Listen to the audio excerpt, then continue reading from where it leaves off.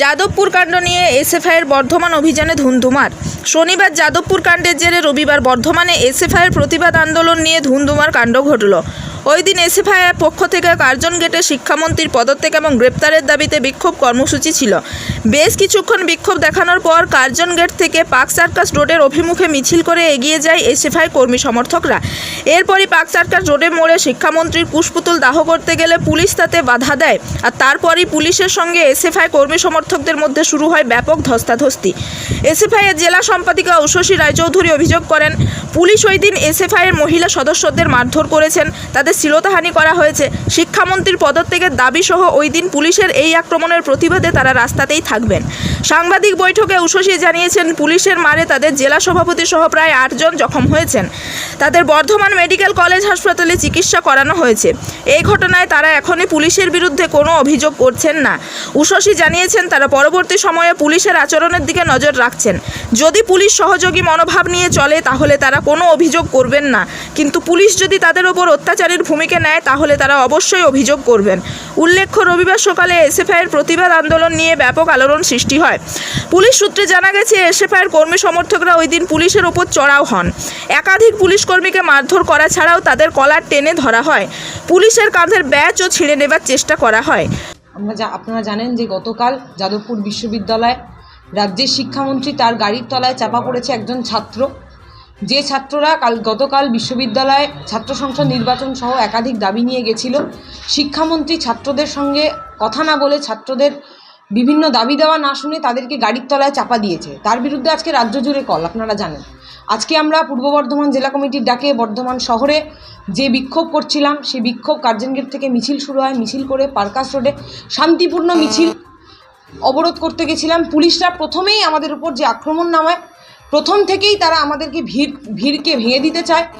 ছাত্রীদের গায়ে মহিলা পুলিশ থাকা সত্ত্বেও অনেক জায়গায় আপনাদের কাছে ফুটে যাচ্ছে পুলিশরা মহিলাদেরকে, ছাত্রীদেরকে তারা টেনে হিঁচড়ে ভিড় থেকে সরিয়ে দিতে চায়। সব মিলিয়ে আমরা যে শান্তিপূর্ণ আন্দোলন করছিলাম, যে মিছিল করছিলাম, যে বিক্ষোভ দেখাচ্ছিলাম, সেখানে পুলিশ প্রথমেই এসে প্ররোচনা তৈরি করে, পুলিশ প্রথমেই এসে আমাদের উপর আক্রমণ নামায়।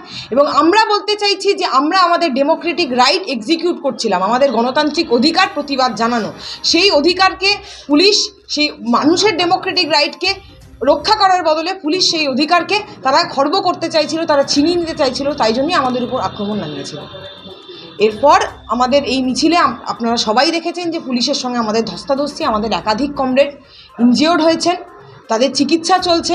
আমাদের জেলা সভাপতি কমরেড প্রবীর ভৌমিক গুরুতরভাবে আহত হয়েছে। সৃজনী চ্যাটার্জি আমাদের কমরেড, সে গুরুতরভাবে আহত, তার চেস্টের সঙ্গে মাথায় চোট আছে।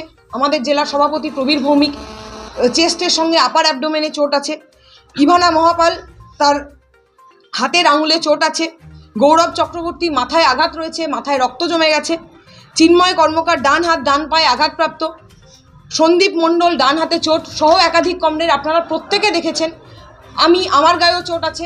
ফলে আমরা প্রাথমিকভাবে হাসপাতালে দেখিয়ে এসেছি, কিন্তু আমাদের যে পুলিশের ওপর যে আক্রমণ, কিছু পুলিশের যে ভূমিকা, কিছুজন সিভিল ড্রেসে পুলিশ এসে তারা নিজেদেরকে পুলিশ দাবি করছে, তারা যে আক্রমণ নামাচ্ছিল, তারা ফিজিক্যালি অ্যাসল্ট করেছে আমাদের কিছুজনকে। আমাদের মেডিকেল রিপোর্টে লেখা আছে ফিজিক্যাল অ্যাসল্ট, যেটা কারা করেছে? পুলিশ করেছে, সিভিল ড্রেসে এসে করেছে। ফলে আমাদের সব মিলিয়ে পুলিশরা আমাদের উপর যে আক্রমণ নামালো, তার বিরুদ্ধে আমরা আপনাদের কাছে তার বিরুদ্ধে কিছু তার কথা বলতে চাই যে পুলিশরা আমাদের উপর যে আক্রমণ হয়েছে সেটা কোনোদিনই পুলিশের এখতিয়ারের মধ্যে পড়ে না। এবং আমাদের ডেমোক্রেটিক রাইটকে এক্সিকিউট করতে যাওয়া, আমরা যে ছাত্রমারা সরকার, ছাত্রমারা শিক্ষামন্ত্রী, তার বিরুদ্ধে যখন কথা বলতে গেছি, তাহলে পুলিশ আমাদের উপর আক্রমণ নামিয়েছে কেন? এবং প্রথমেই আমাদের শান্তিপূর্ণ মিছিল, প্রথমেই তাদের তরফ থেকে আক্রমণ নামানো হলো এবং আমাদের শান্তিপূর্ণ মিছিলকে ওরা ধস্তাধস্তি করে ভেঙে দিতে চাইলো, আমাদের অবরোধকে ওরা তুলে দিতে চাইলো। ফলে এই আচরণ কোনোদিনও বাঞ্ছনীয় নয়, এই আচরণ অবশ্যই ডেমোক্রেসির বিরুদ্ধে। অভিযোগ উঠেছে পুলিশের ওপর আক্রমণ করা হয়েছে। আপনারা নিজেরা ভিডিও ফুটেজ দেখেছেন যে একজন ছাত্রীকে, একজন ছাত্রকে একাধিক 4-5 জন 6 জন মিলে তারা ঘিরে ধরে তাদেরকে ওখান থেকে সরাতে চাইছে। ফলে সেখানে শারীরিকভাবে কারা শক্তিশালী, শারীরিকভাবে কারা দুর্বল আপনারা খুব ভালো করে জানেন। ফলে কারা পুলিশের উপর আক্রমণ করবে? পুলিশ তো প্রথম থেকে আমাদের উপর আক্রমণ করছে। পূর্ব বর্ধমান থেকে দেবাশিস ঘোষের রিপোর্ট, রূপসী বাংলা মিডিয়া।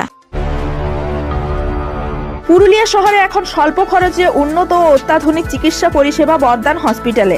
এখানে general, laparoscopic, gynaecologist, paediatrician, anaesthetist, general physician, orthopaedic সহ বিভিন্ন রোগের অভিজ্ঞ ডাক্তারবাবুরা নিয়মিত রোগী দেখছেন।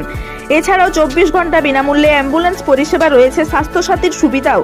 যোগাযোগ করুন বর্ধমান হসপিটাল, রাঁচি রোড, সৈনিক স্কুলের নিকটে। মোবাইল নাম্বার 8918968624 এই নাম্বারে।